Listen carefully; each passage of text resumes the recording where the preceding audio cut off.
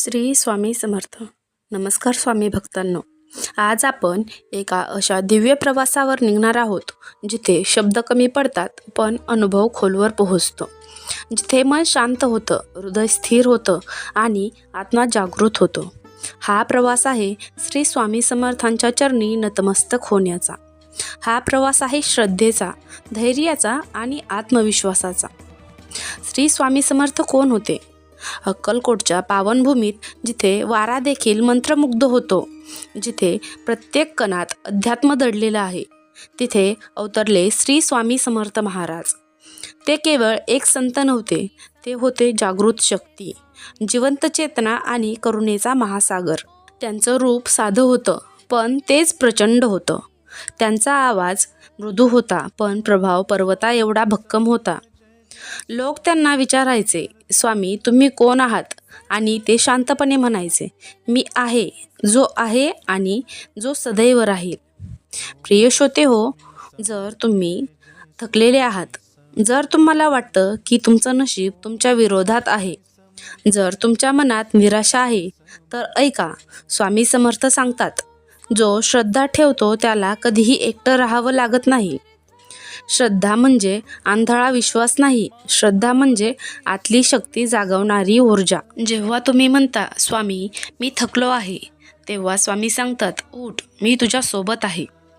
जेव्हा तुम्ही म्हणता, माझं कोणी नाही, तेव्हा स्वामी म्हणतात, मी आहे ना. जीवन कधी कधी कठोर होतं, परिस्थिती आपल्याला गुडघ्यावर आणते, मन खचतं, आत्मविश्वास डळमळतो, पण स्वामी म्हणतात, कमजोरी ही तुझी ओळख नाही, ती फक्त तुझी तात्पुरती अवस्था आहे. तुम्ही कमजोर नाही, तुम्ही थकलेले आहात आणि थकलेला माणूस पराभूत नसतो, तो फक्त विश्रांती घेत असतो. स्वामींच्या चरणी डोकं टेकवा आणि म्हणा, स्वामी मला बळ द्या, आणि विश्वास ठेवा, तुमच्या आत एक नवी ऊर्जा जागृत होईल. स्वामी महाराज नेहमी सांगतात, मन शांत असेल तर जग सुंदर दिसतं. तुमचं मन वादळासारखं असेल तर तुम्हाला काहीच स्पष्ट दिसणार नाही. म्हणून रोज थोडा वेळ शांत बसा, डोळे मिटा, दीर्घ श्वास घ्या आणि मनात म्हणा, श्री स्वामी समर्थ माझं रक्षण करा. हळूहळू तुमचं मन स्थिर होईल, तुमचे विचार स्वच्छ होतील आणि तुम्हाला मार्ग दिसू लागेल. अक्कलकोटमध्ये असंख्य चमत्कार घडले. लोकांना रोगातून मुक्ती मिळाली, गरिबांना अन्न मिळालं, दुःखी जनांना आधार मिळाला. पण स्वामी कधी म्हणाले नाहीत, मी चमत्कार केला. ते फक्त म्हणायचे, श्रद्धा असेल तर सर्व काही शक्य आहे. स्वामींची खरी लीला होती ती म्हणजे माणसांच्या मनात धैर्य निर्माण करणं. आज तुम्ही जे काही सहन करत आहात ते कायमचं नाही.